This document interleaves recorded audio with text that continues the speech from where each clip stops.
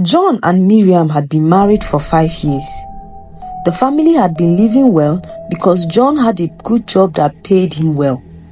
His salary was always more than enough to take care of the needs of his wife and 2 children. John was a doting father and a loving husband. He did everything in his power to make sure that his family got every good thing that they desired. But this is life and bad things happen. One evening, John came back from work and broke a bad news to his wife. "Honey, I lost my job," John said as he slumped into the couch in the living room. He was totally shattered because he did not expect to lose his job. Everything took him by surprise.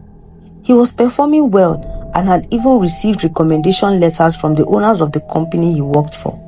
However, the company decided to let go of some staff because their profit was dwindling due to economic downturn. John was among those who were sacked. "What? My God! How? What happened? What did you do wrong? Why were you sacked? Oh my God! How are we going to survive?" Miriam asked as she broke down in tears. Her husband tried to hold her, but she refused to stop crying. She never expected such news. Although she was also working as a teacher and earning salary, she did not know if it would be enough to pay the bills of the family. "Don't worry, my love. I'll get another job soon. Remember, I'm very good in my field. It won't take long before I get another job. Within a month or 2, things will go back to normal.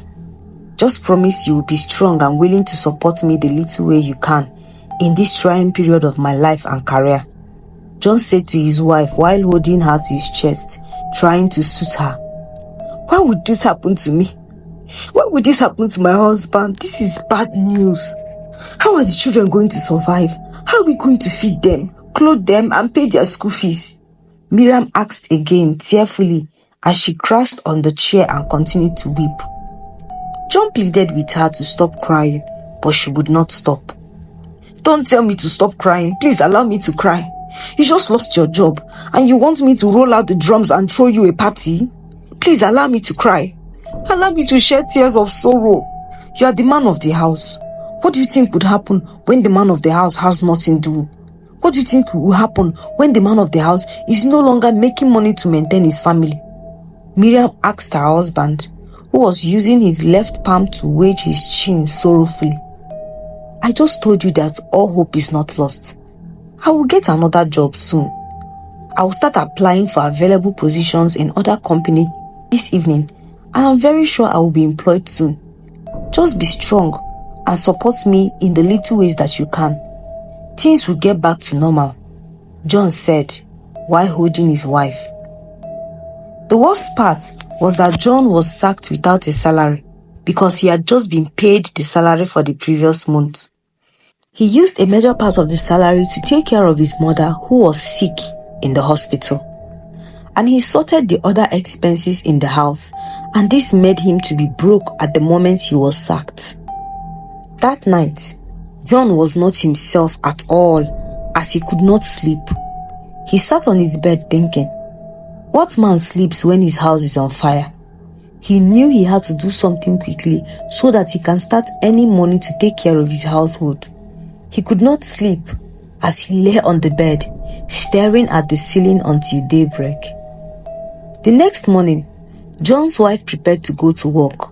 She was a teacher, so she goes to work very early in the morning. "Please, when you wake up, wash the plates and clean the kitchen. Also mop the living room and wash the toilet. Everywhere in the house seems very dirty and I don't want it to be that way when I come back from work.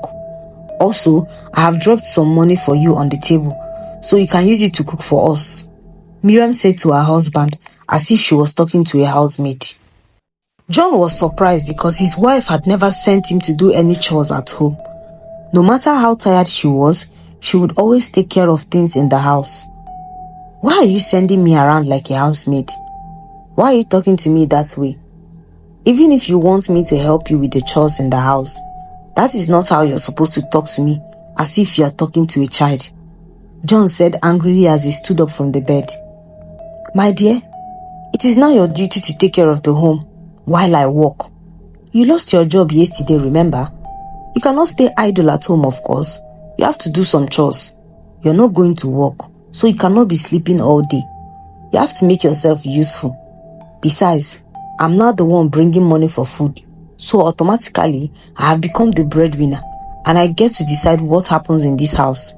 I have the right to send you around. I'm now using my savings to take care of our bills, so you have to give me that respect.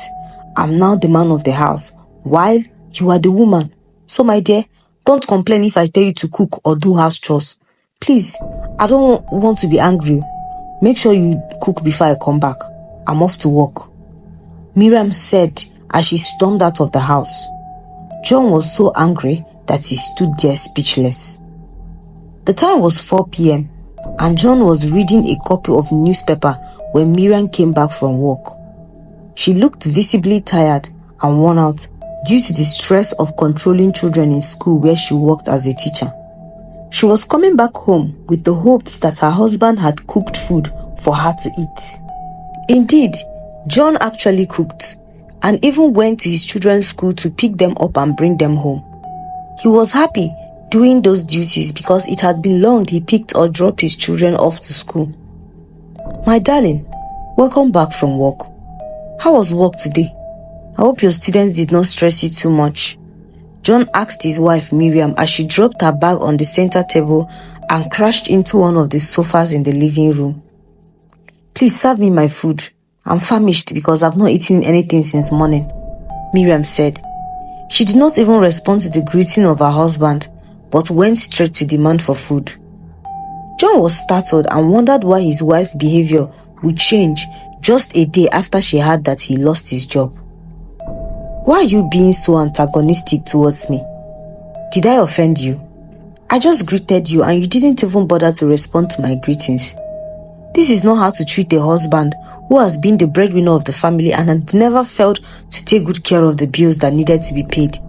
Or is it just because I lost my job yesterday? I was once the breadwinner of this house and I deserve a little respect from you, John said to his wife, who was looking into the vacant space as if she was not hearing his voice at all. You were once the breadwinner of the house, but are you still the breadwinner? Answer me now. Are you still the breadwinner of the family?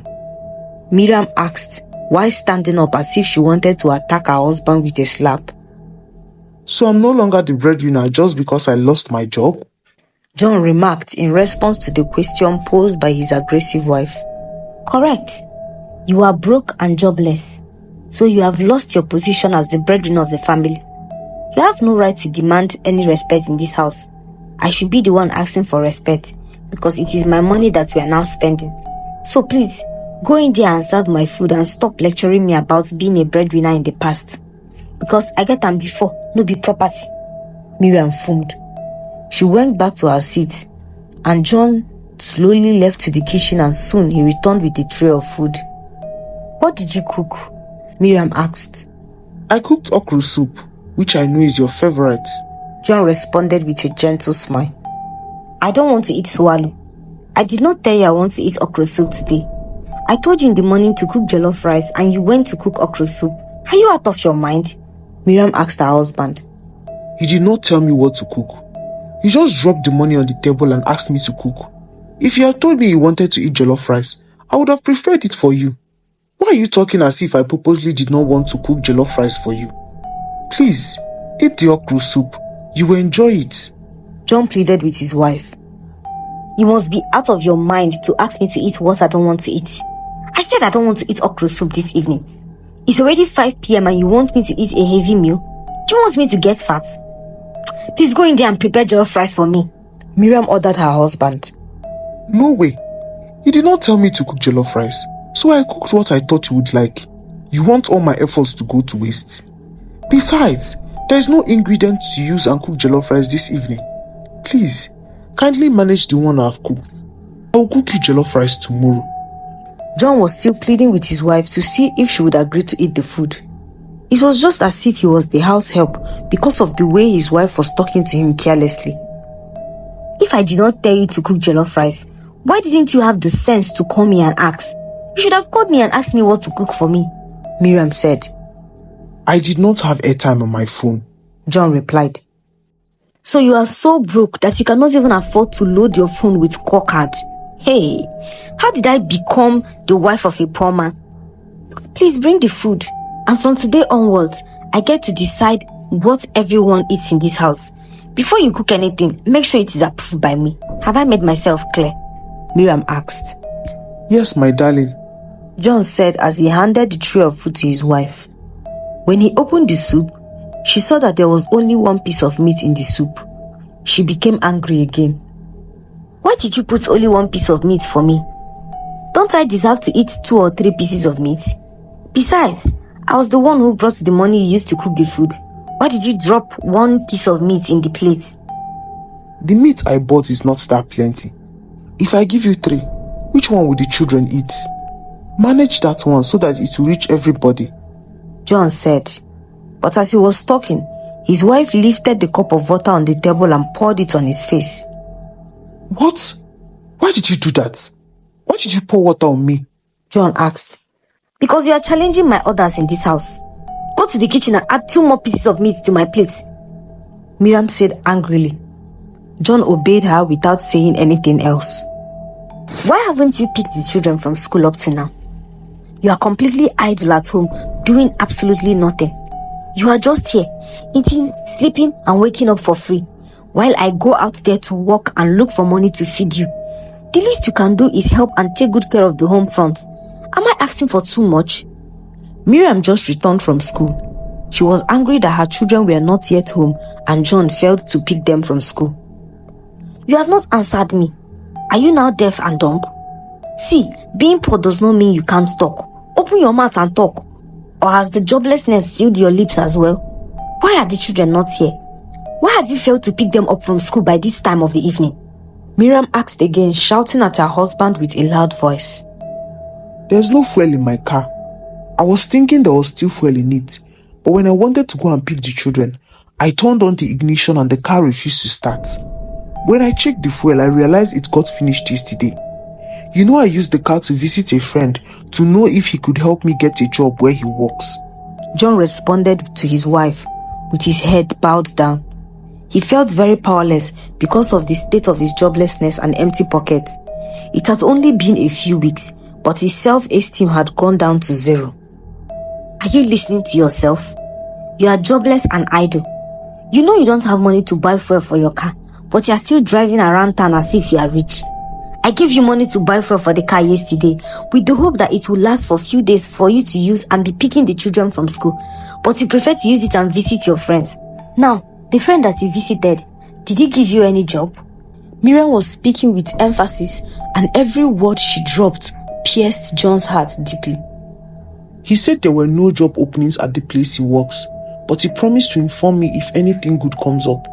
I gave him my CV as well. Who knows? I could get a job there, John said to his wife, who was still livid with anger.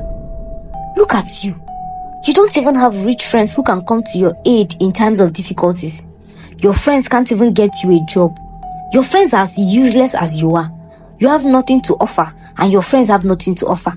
Bunch of ifulefus. That's what you people are, Miriam fumed. Miriam, remember that before I lost my job, I took very good care of you and the children. I paid for every single thing. Now, just because I lost my job, you are calling me a useless man. It's just a job that I don't have. I am not a lazy man. Please, stop saying that I'm useless. Even without a job, I'm still doing my best to keep the family going. Please stop all the insults because they are becoming too much for me to bear. John pleaded with his wife.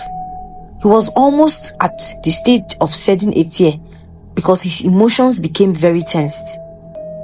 So if you're not useless, what are you? His wife asked. I'm useful, he responded. Can you still feed the family? If I don't bring money now, can you pay house rent and pay the children's school fees? Miriam asked her husband in a way that made him feel mocked. I can't do any of these things because I lost my job, but I used to do them, and I will start doing them again when I get a job. You need to stop all these insults and show me a little bit of respect that I deserve as the man of the house, John replied. Please, find a way and bring my children back from school. or there'll be no food for you in my house today.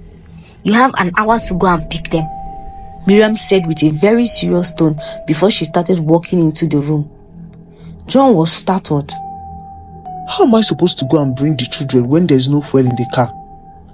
Okay, please, give me money to buy fuel. I'm begging you. Just give me some money. John pleaded with his wife, but she turned deaf ears. "You have to trek to the school and pick those children up." The children's school is far. How am I supposed to trek to that place? Please give me money for fuel. John asked. "No way. You have to walk," Miriam said as she entered her room. John had no option than to walk to the school. When he was walking home with his 2 children, they started asking him why they were trekking home instead of riding in his car as usual. Trekking is beneficial to health. Sometimes it is good to trek so you can enjoy the fresh breeze in its fullness.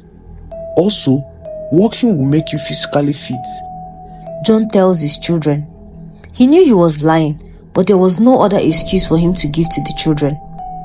4 months after John lost his job, he became a troubled man. The rent was due, and the landlord was on his neck for him to renew the rent of the apartment, but he failed to do so. Each afternoon, the landlord would come to threaten that he would kick John and his family out of the apartment. John had pleaded for more time. He informed the landlord that he has been jobless for months, but the landlord turned deaf ears to his passionate pleas. He gave John 72 hours to pay up or be kicked out of the apartment. John was thinking about the rent problem without knowing how to inform his wife so she could bring money for them to settle the rent. He already knew that if his wife paid the rent, it would be accompanied with a lot of insults and debasing comments. He had avoided telling her for many weeks, but he had no option anymore considering that the landlord had given them a deadline. So when his wife returned from work that evening, he opened up to her. My dear, the rent is overdue and the landlord has been on my neck to pay up, but I have not been able to do so because my pocket is dry. I have been meaning to discuss with you to see if you can raise some money for us to use and pay the rent. I will surely refund you once I get back on my feet financially. The landlord has given us 72 hours to pay up or be kicked out. Is there anything you can do to help? John asked his wife, who was busy eating on the dining table. John had cooked and served her when she came back from work. Miriam looked up and said to John, "Do you know that you are so shameless? You have no shame inside of you. You have the guts to ask your wife to pay the rent of the apartment that you and your children live in. What kind of man are you? What kind of man confronts his wife asking her to pay rent?" Miriam asked John in between mouthfuls. It's not a confrontation, my dear. While I acknowledge that it is my responsibility to pay up the rent as the man of the house, currently I am not financially buoyant. There's nothing wrong if my wife pays up our rent. After all, the Bible calls you a helpmeet for me. That means you are to help me if I'm not capable. John responded. At this point, it baffles me that you still call yourself the man of the house. Can we really say that you are still a man? Don't you think you have lost that title? The only thing that still gives you the title of a man is the thing in between your legs. Apart from that, no one in their right senses would call you a man. Miriam was talking to her husband with painful words. But I'm still a man.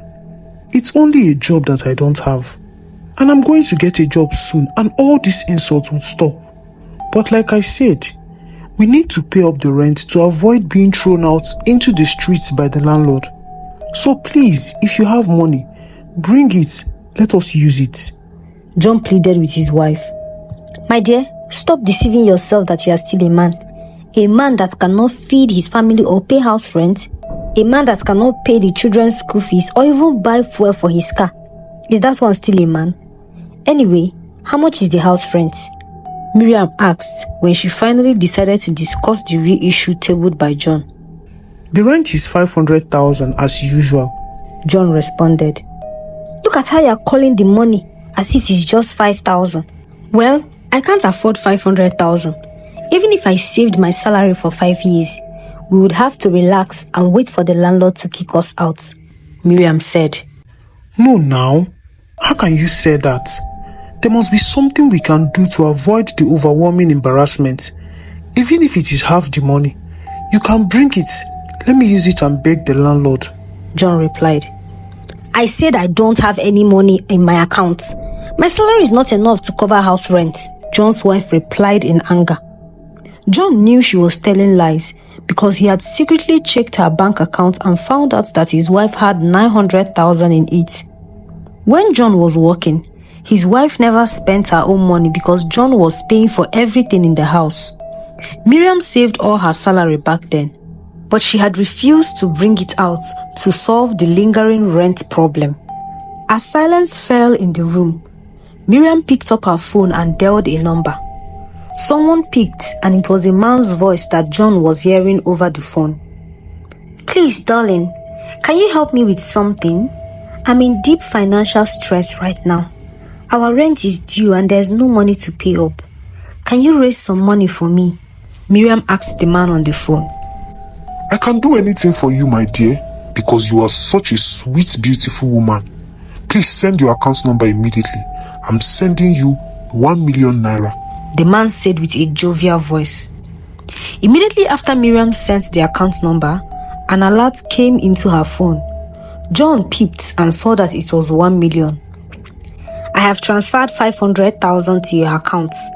Use it and pay for the house rent when the landlord comes tomorrow. If you like, use the money for another thing. That is your business. Don't ask me for money again if you misuse it, Miriam said as she stood up from the dining table. Who is that person that sent you money? John asked.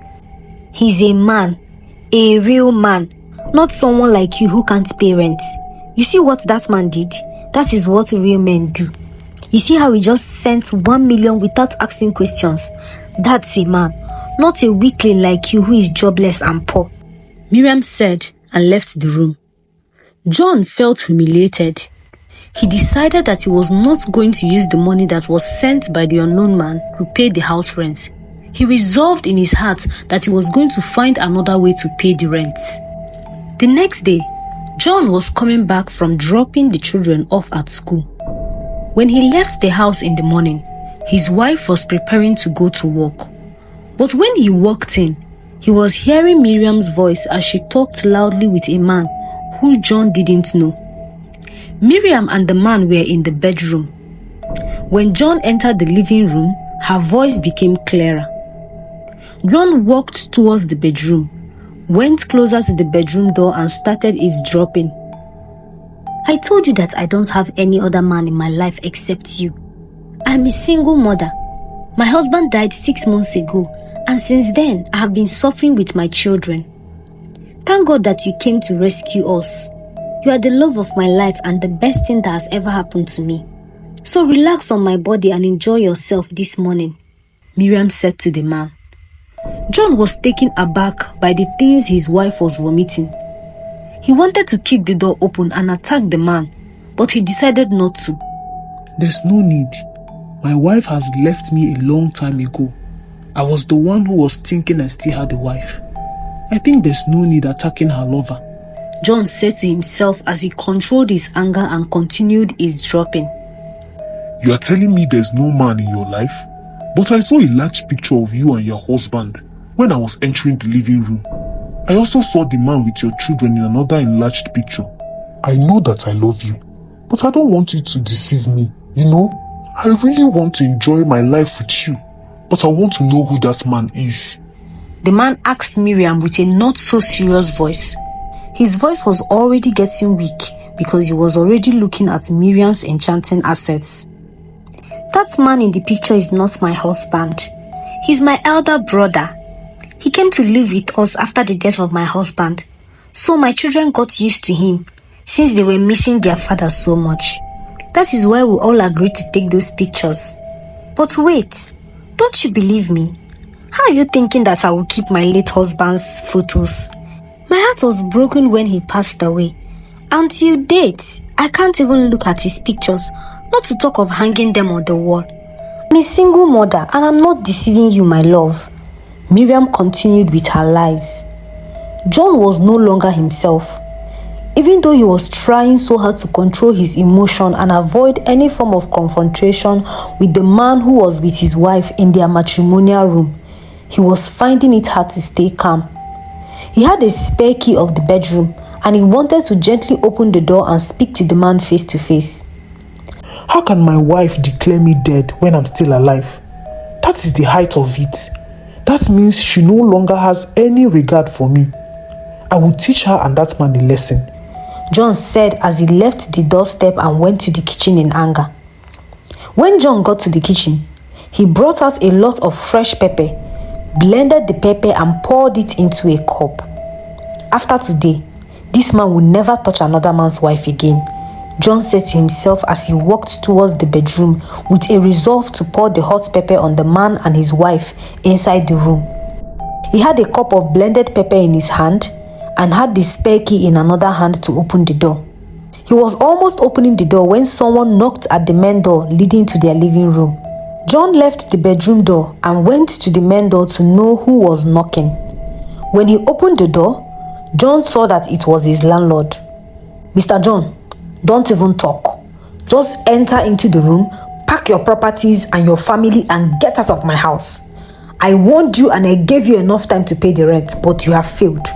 I give you 30 minutes to vacate this building," the landlord said. When John saw the landlord standing at his doorstep, he froze in fear and shock. He did not expect to see him at that crucial moment when he was about to attack the man who was with his wife in their matrimonial home. He still had the cup of blended pepper in his hands. "Didn't you hear what I said? I said you should leave my house. Leave my house with immediate effect. Enter there right now, pack your family and your property and disappear, because I don't want to see you people here again. Shameless man who cannot pay a common house rent. Are you even still a man? I heard that it is your wife that is feeding you, fueling your car and paying your children's school fees. Are you not ashamed of yourself? Please move away from this building, because I did not build it for poor people like you," the landlord said mockingly. John felt very hot. "For how many months now? You have been giving me excuses, telling me I will pay today, I will pay tomorrow. I have run out of patience and I will not listen to you anymore. Why are you standing there and moping at me like an iced fish? Do you think I'm joking? I said you should pack your children and take your wretched selves out of this compound before I call the police to deal with you." The landlord continued ranting endlessly. "I know you are preparing to beg me. Don't even start, because I will not listen to you. You are leaving this apartment today. I will rent it out to a more serious man, to someone that is capable of paying, not a poor soul like you. So don't even try to beg me, because if you beg me, you're just going to make me more angry. I'm talking to you and you're still standing there like a deaf and a dumb person. Move it and start packing out," the landlord shouted. All this while, he had been the only one talking, and John listened to him with anger in his heart. "I'm not going to beg you, and I'm not leaving this apartment. I will stay here until when I am able to pay you, and there is nothing you can do about it. I've never owed you rent for once. Just because I am in a trying period, you are coming here to insult me anyhow," John said when he finally opened his mouth to talk. He was even surprised at his own voice, because it sounded so firm and strong that the landlord even wondered if John was actually talking to him or another person. "You said what? Is it me you are talking to, or there's another person inside the room? You know, when I was inside my room, I saw a man walking into your room with your wife. I am sure he's right there now with your wife. I'm sure he's the one you're talking to, not me, the honorable landlord, because if it is me you're talking to, you are going to regret raising your voice at me." John was so angry after the landlord mentioned his wife and the man in his bedroom. He still had the pepper he prepared to use and attack his wife and her boyfriend, but as it appeared, the landlord wanted to be the recipient of the impending storm. He came out of the house and closed the door, drew closer to the landlord and ordered him to leave. "Leave my house," John ordered. "What? Your house? A house that you have not renewed the rent? You are ordering me out of my own house? Are you mad?" the landlord asked. "If you don't leave this place now, I will show you madness. I am warning you to leave," John said. "I am going nowhere. This is my house and you have no right to order me. The landlord continued to stand his ground. Within a second, John threw the cup of pepper in the landlord's face and the contents spilled into the landlord's eyes and his entire body. The landlord started shouting and running around blindly in the compound. He hit his body against the wall as he tried to locate the entrance to his own apartment. While the landlord was still shouting and running around, John returned into the room to face his wife and her boyfriend. When John entered the living room, he came face to face with his wife and her boyfriend. Miriam was holding the man tightly in a romantic manner. They had just finished having fun in the bedroom. He felt so heartbroken when he saw Miriam, his wife, holding another man romantically in his presence. Who was shouting outside? It's as if you were talking to someone. Who is that person that was shouting like a dog? Miriam asked John in a manner that suggested that she had no relationship with him. For some seconds, John could not respond to his wife. He was busy sizing up the man and checking to see if he would be able to take him in a fight. One part of his mind told him to punch the man in the face, but a rational part of his mind told him to calm down and look for another way to retaliate. John, didn't you hear me? I said who was shouting outside like a dog? Is that the landlord? Why is he shouting at us this morning? Miriam asked her husband again. John came back to his senses and decided to respond to his wife in a respectful way, talking to her as if he was the houseboy. It's the landlord's dog. Although the landlord was here, but he wasn't the one shouting. He brought his dog for me to help him castrate it, John responded. Ah, you castrate dogs? How come I never knew this aspect of you? You mean you can actually castrate dogs? Miriam asked her husband with surprise written all over her face. Yes, so castration is one of the best skills that I have. I learned it from my father. So the landlord said I should help him and I couldn't say no. I did it perfectly. That is why the dog was shouting. John responded to his wife, who was still shocked. The man standing next to her was also shocked by what John was saying. He decided to ask questions because he became more confused. Wait, Miriam, you said this man here is your brother and not your husband. That means you shared the same parents. How come you don't know he could castrate dogs? How come you never knew your father was good at castrating dogs? What is going on here? Can you please tell me who this man really is? Miriam's boyfriend asked, drawing close to John as if he wanted to attack him. Yes, she's right. She's my sister. You know, she didn't really grow up with us. She was given to another relative to raise. That's why she doesn't know too many things in her family, including the fact that I castrate dogs, John said with a gentle smile which softened the tensed moments. Miriam's boyfriend was fascinated with what John was saying. Wow, that is interesting. Tell me more of other castration jobs you have done in your career, he said to John. The most interesting one was when I did it on a man. The man was having an affair with one of my father's wife. My father caught the man and the man was castrated so he would never look at another man's wife again. I was the one who did it, John said. Miriam's boyfriend was shocked and started moving away from John. He was filled with guilt knowing what he did with Miriam. What? That was gross, the man said to John with fear.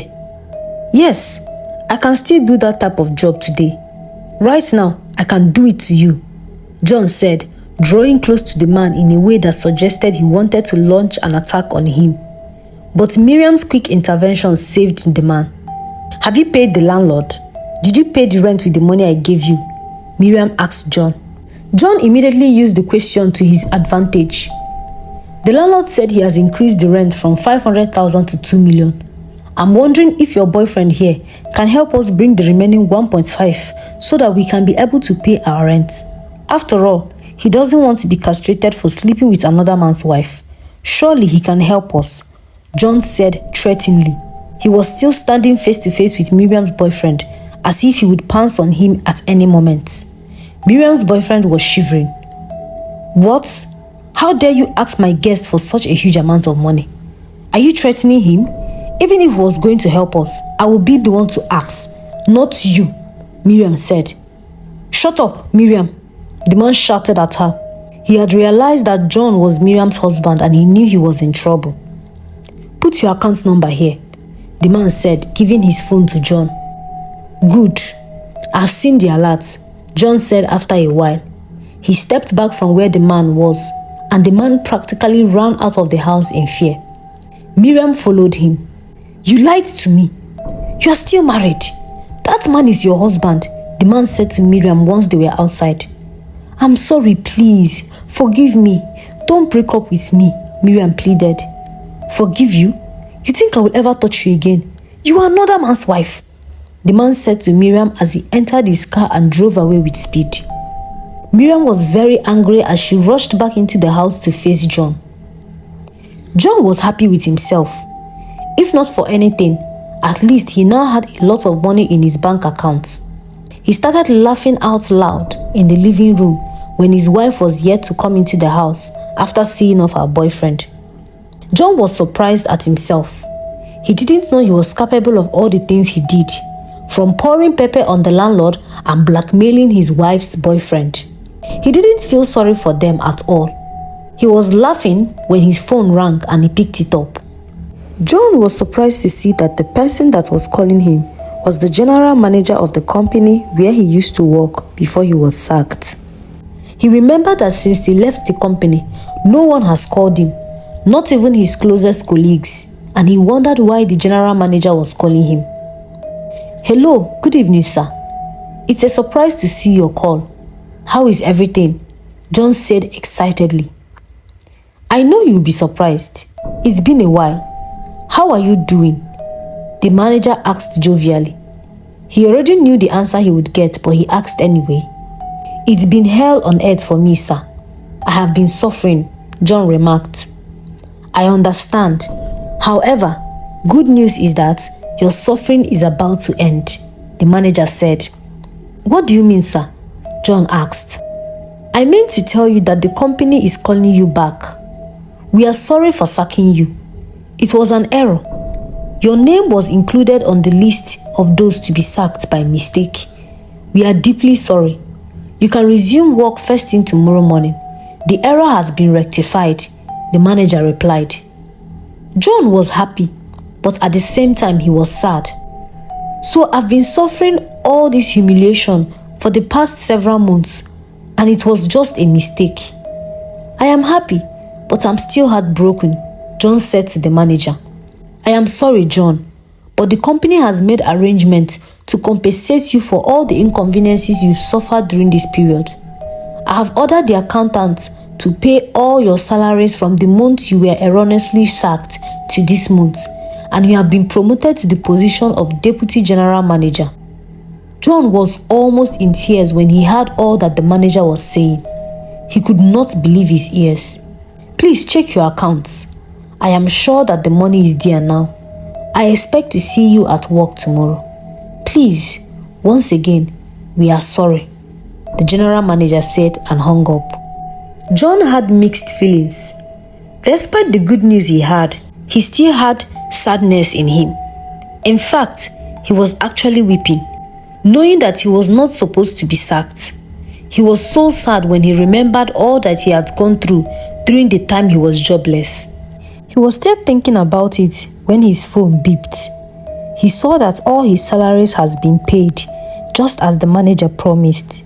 The money was 10 million. "Is this real or am I dreaming?" John asked himself loudly. "Yes, you are dreaming," Miriam interrupted. "But what I'm going to do will make you wake up from that dream. You think you have the power to chase away my boyfriend? You think you can come and threaten him and force him to dump me? Where do you think I got all the money I've been using to feed you? Jobless man. That man you were threatening is the only reason you still have food to eat, so you can't chase him away. And the money you collected from him, I want you to give it to me right now," Miriam said to her husband. But John did not respond. John looked at her for a while and walked away silently. The money in his account made him regain his confidence. Later that night, John sat down and wrote a resignation letter addressed to his wife's school. He wanted to make his wife lose her job. The next morning, as he was going to drop his children in school, he branched off to his wife's school and submitted the resignation letter on her behalf. My wife is not feeling well. She is sick and the doctors have said she must take a bed rest for 6 months. She asked me to submit this resignation letter on her behalf. She said I should thank you for giving her the opportunity to serve. John said to the proprietor of the school, who collected the letter and filed it. The proprietor said he would look for another teacher to replace Miriam. John left the office satisfied and happy. Miriam prepared herself and went to work that morning without knowing what John had done. When John was coming back from his wife's school, he stopped by at a restaurant and bought himself a generous portion of fried rice and fried chicken, and a bottle of red wine to go with it. He also called the general manager to excuse himself. Graciously, he was given another week to put himself together and resume work effectively. With that off his neck, John sat in the living room and played loud music and started eating the food that he bought. As he was busy eating and drinking in the living room, his wife stormed in like a police officer who had come to make an arrest. Her eyes appeared bloodshot like someone who had been crying for a long time. John knew why she was tensed. As soon as Miriam entered the room, she went straight to the music player and turned it off. John didn't say anything in reply, but continued eating his chicken as if nothing was happening in the living room. She rained all sorts of insults on John for going behind her back to resign her job for her. Until that moment, she didn't know that John got his job back, and she was not aware that he had so much money in his bank account. She was still busy calling him a jobless man.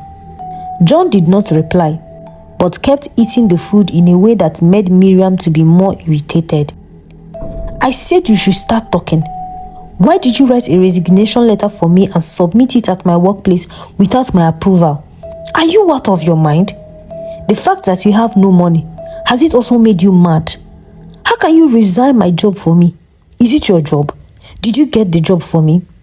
So you want me to be jobless like you so that I'll be staying idle like you?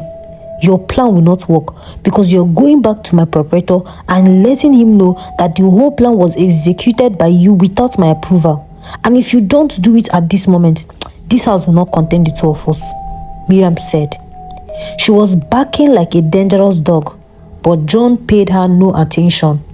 He drank his wine, ate his food as if no one else was in the living room with him. And that was a very painful reaction for Miriam because she expected him to react. She moved fast to where John was sitting and slapped him. You think I'm joking? I told you I will show you my true color this morning if you don't explain to me why you wrote that evil letter to resign my job.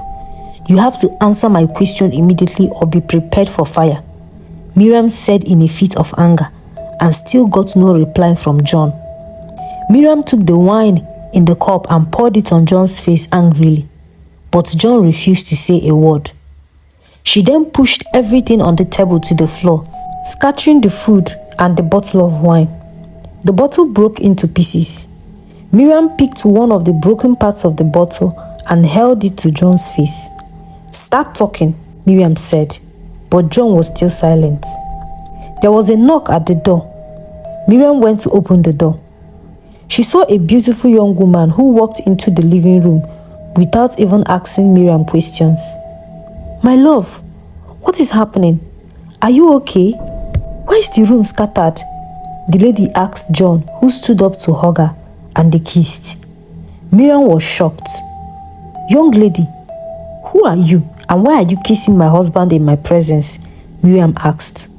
I'm Nneka. They've told me a lot about you, but I'm here to put you in your place. Nneka responded without an iota of fear as she took John and they left the living room, leaving Miriam in shock. Before John lost his job, he often went to a restaurant to eat during lunch break at work. That was where he met Nneka, who was the restaurant manager. He had often admired Nneka secretly, but he restrained himself because, as at then, he thought it would be wrong to be involved with her when he was still married to Miriam. But after Miriam showed him wickedness during his trying moment, he became closer to Nneka. On the days that Miriam refused to feed him when he was jobless, John would usually go to the restaurant and he would be served free food. Their relationship blossomed, and after that, John asked her to be his girlfriend. John had made everything known to Nneka, including the ugly situation in his marriage. He had informed Nneka of his plans to end the marriage between him and Miriam as soon as he found a new job and could take care of his children without his wife's help. Nneka herself was desperate to have a man in her life. She was 35 years old and had a thriving business. She opened her arms and received John when Miriam was pushing him away. Miriam felt disgraced that John had the guts to bring another woman into their home. What is important for me is for us to start executing our plans. When are we going to start? Nneka asked John when they were alone in the guest room. We should start immediately. I have all the money we need right now. Let us move with the plan, John said with eagerness. Meanwhile, Miriam was eavesdropping and heard that John was planning to leave her for Nneka.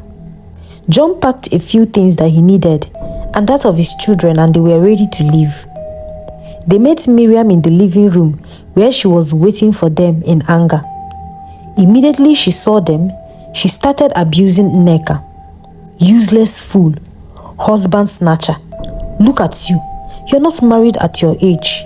You want to come and snatch another woman's husband. You want to come and steal my lovely husband away from me. You will not succeed. My husband belongs to me and no one can take him away. Leave him alone. Go and look for another man who will marry you. Leave my own man alone. Nneka paused for a while to respond to Miriam. Are you seriously calling me a husband snatcher? She was prepared to finish Miriam with her words. She had already prepared painful words that would pierce Miriam's heart. Look at kettle calling pot black. I did not snatch your husband. You chased him away with your bad character and he came to me. If a good man comes to me willingly, who am I to refuse? Nneka said sarcastically. If another woman's husband comes to you, duty demands that you send him back to his wife. That is what all responsible women do. But you kept quiet and accepted him into your arms and took advantage of the situation. You are a witch and I will not allow you to take my husband from me. Miriam's voice was gradually getting lower because she had met her match in Nneka and she was almost in tears. You are the witch here, Nneka replied. Just because your husband lost his job, you made his life a living hell. You insulted him at every opportunity you had and you rubbished his self-esteem. A man who had been providing for you for 10 years, but in just 10 months of losing his job, you treat him like trash. In that case, I see it as a duty to rescue your husband from this abusive marriage. Or, Mr. John, did I snatch you from your wife? Nneka turned to ask John rhetorically. Of course you did not snatch me. I was the one who came to you with my 2 legs. I came to you seeking refuge and comfort, and that is exactly what you gave to me. In fact, you snatched me away from the hands of death, John said as he hugged Nneka. This further made Miriam angry and she stormed out of the living room. John and Nneka secretly went to town and bought a house. John provided the money and the house was equipped with all the things they would need for comfort. I'm happy that our plans are working out well, John said to Nneka as they inspected the building. He was very happy to become a house owner. He planned to abandon his wife in the other apartment and leave her to battle with the landlord. He only picked his credentials from the apartment and that of his children and vowed never to return to the house. When he went to pick his children from school in the afternoon, he drove them to the new house. He changed their wardrobe and bought everything new for them. Later in the evening, the landlord came with the police and met only Miriam at home. This is the room. Arrest whoever you see inside. This tenant attacked me with pepper when I came to collect my rent. Arrest him and whoever is inside, the landlord said. Miriam heard his voice and came out. What is going on? I gave my husband the rent to pay you. Didn't he pay you? She asked. He didn't give me anything, and he even poured pepper into my eyes. I've been in the hospital since then. Officer, arrest this woman, the landlord said angrily. But I was not the one who attacked you. It was my husband. Don't worry. When we arrest you, your husband will come, the police said as he took Miriam into their van and they zoomed off. Miriam spent 3 days in detention and John refused to go to the police station to bail her. The police also refused to grant her bail because the landlord said his outstanding rent must be paid before peace would reign. He insisted on John coming to the police station for possible detention, and John refused to act despite pleas from relatives who advised him to go and bail his wife and pay the house rent. You have to go and bail her. After all, she's the mother of your children and there's no way you can deny that. Besides, you and your children also lived in the apartment, so technically you are the one who should pay the house rent, Nneka said to John one night as they were about to sleep. You need to hear what people are saying about you. They are saying that you sent your wife away and married another woman. Some are even saying that I'm the one that snatched you from your wife. I want you to go and bail her out, please, and also pay the rent.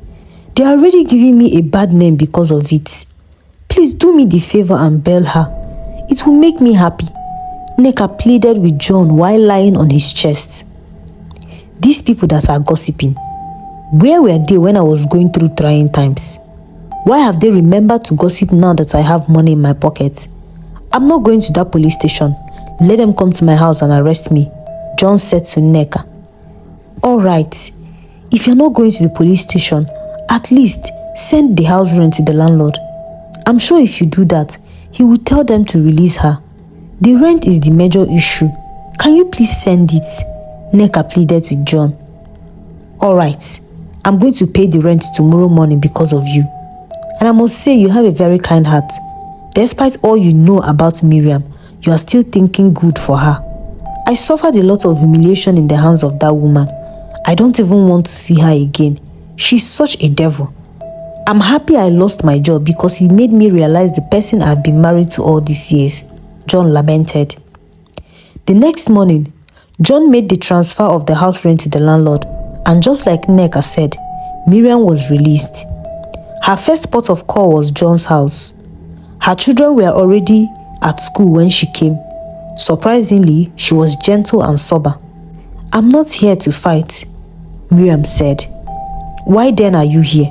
John asked. I have come to apologize to you. I need your forgiveness. I don't mean you should take me back as your wife, but find a place in your heart to forgive me. I have done terrible things against you, and I'm aware of how much I hurt you in the past months. I did not play my role as a supportive wife. Rather, I used my hands to destroy what we have built. Please forgive me, Miriam said with tears in her eyes. It's fine, Miriam. You are the mother of my children after all. The only thing is that I can't live with you anymore. I'm just scared of you. I mean, you can kill me. God forbid. How can I do such a thing? I'm not capable of such, Miriam said. You actually killed me 1,000,000 times over when I lost my job. The things you did to me killed my soul, which is why I cannot put up with you again as my wife. I'm sorry, but we all have to move on differently, John said. Is this your house? Miriam asked tearfully. Yes, and also, I got back my job. They said sacking me was a mistake. They restored my position, promoted me, and paid all my salaries. You see, if only you were supportive and patient, you would have been the one enjoying this, not Nneka. But you chose to be wayward. You almost destroyed my life. All thanks to God that I survived the stormy days. I shall take my leave now, Miriam said, crying. Well, thank you for all the years you've been my wife, and thank you for the beautiful children you gave me. Our marriage was not a waste after all. You can always visit them when you want, but I cannot allow you to raise them because you are too toxic, John said as Miriam took her leave. The moral lesson of this story reminds our women that your husband is still the man of the house, even if he lost his job and is unable to provide for the family temporarily. Support him and stand by him until he finds his feet again. Especially if you are married to a good man, make sure you stand by him. Hard times don't last forever.